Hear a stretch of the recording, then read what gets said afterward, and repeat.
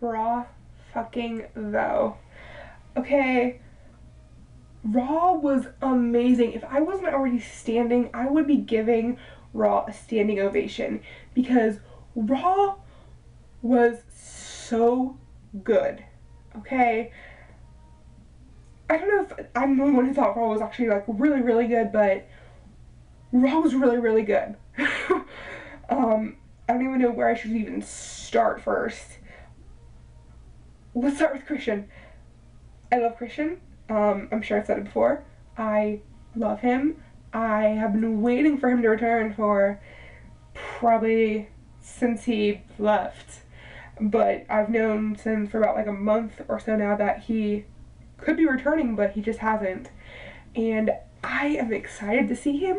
I'm excited to see what they're gonna do with him. I don't know what they're gonna do with him. Who's gonna feud with? I don't know. I am excited though for it, and I can't wait because I love Christian, which I'm sure I've said already, like in this video. But I love Christian. I really do. He's been a favorite of mine for since forever. So I am happy he's back. Okay, let's talk about RVD for a second here. Obviously RVD is returning. I'm sure you might have seen my video that I posted Sunday night after the video popped up. But Payback, there was a video that they ran that RVD was returning at Money in the Bank, and yeah, I'm really excited. I don't know. I really, really, really thought that he was going back to TNA. Like, I seriously thought he was going back to TNA and then just see that vignette, and it's like, no, RVD is coming back to WWE. So I am beyond excited to see what the hell they're gonna do with him, cause he hasn't been in WWE in God, how long has it been?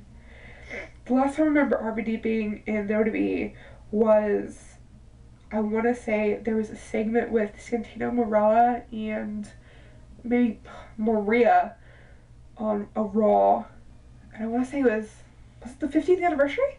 That would have been '07, wouldn't it have? I think. I don't even remember. I think it was like '07, '06 last time I saw RVD in WWE, so it's been a hell of a long while. So I don't know. I just want to know who they're gonna like put him in a feud with. I'm literally so excited right now. I don't even know who I don't even know what they're gonna do with RVD, because and I want to know if he's gonna be like on what is like his contract is, if it's like every week or pay-per-views, kind of like Brock's. We'll get the Brock later, obviously. What's gonna be? I want to know who he's gonna feud with. I'm excited though. I'm very excited to see him. I really, literally can't wait till Money in the Bank now. So I guess okay, let's just do Brock.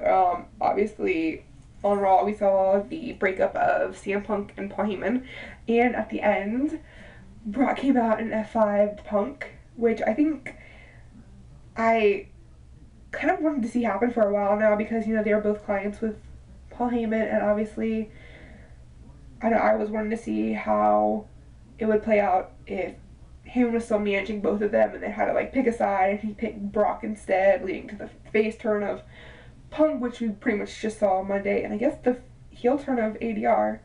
But yeah, so I'm assuming we're gonna have Punk Brock. I don't want it to happen at Money in the Bank. I want it to be kept off till SummerSlam. But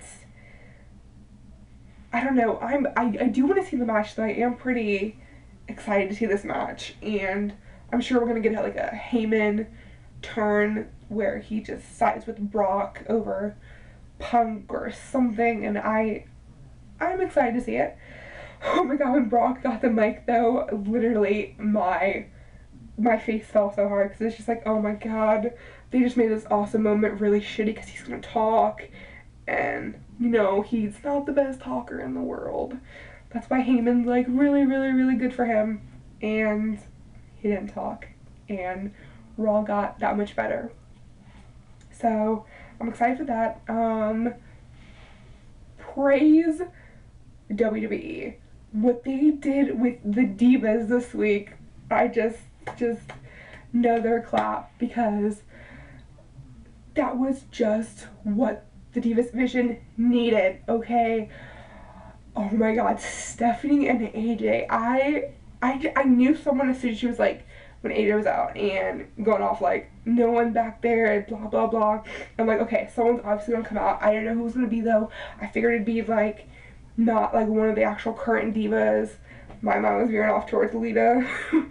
Literally, my mind seriously just veered off to like it being Lita or something, and obviously no, but it was Stephanie McMahon, and I'm still pissed that she doesn't have her old theme song.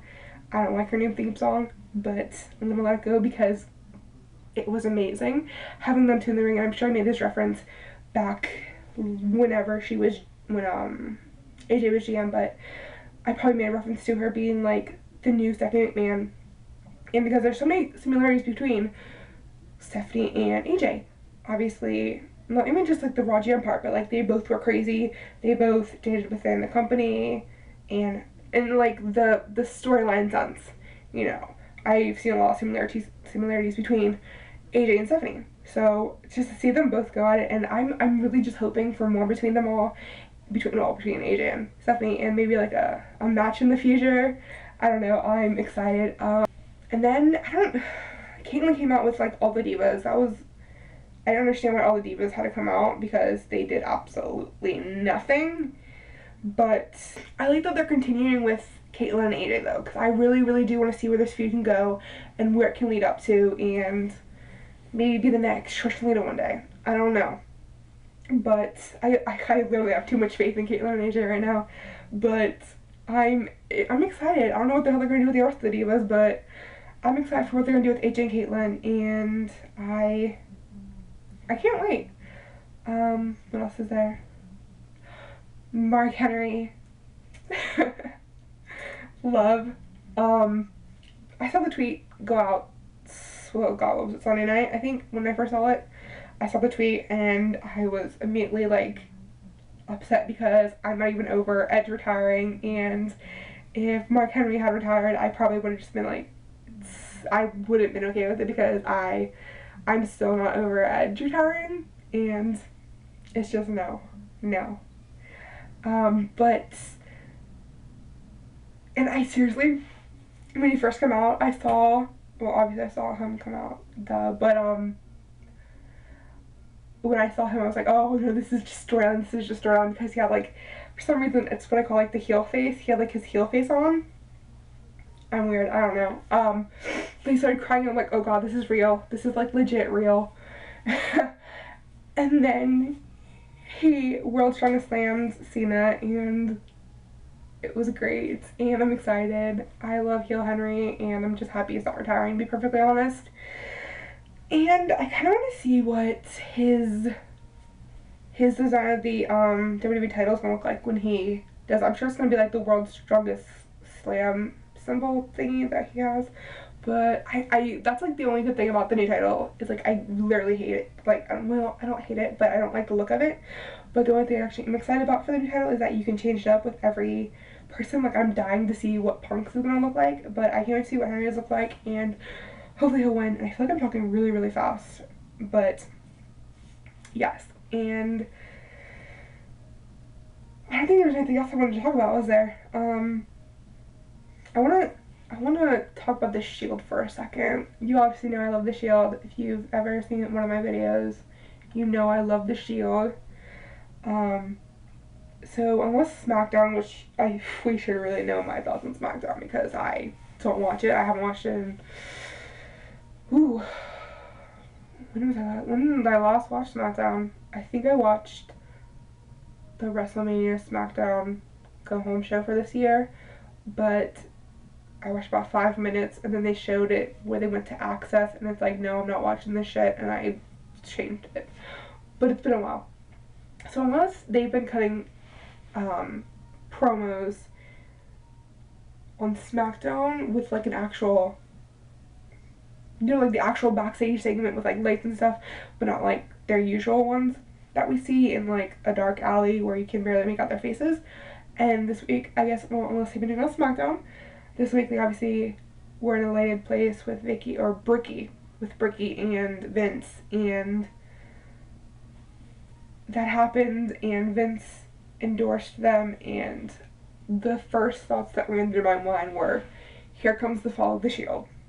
Because just whoever has like the top person's endorsement, Vince, be it Vince or Triple H, they become jobbers and just generally like just have like this fall of life with WWE.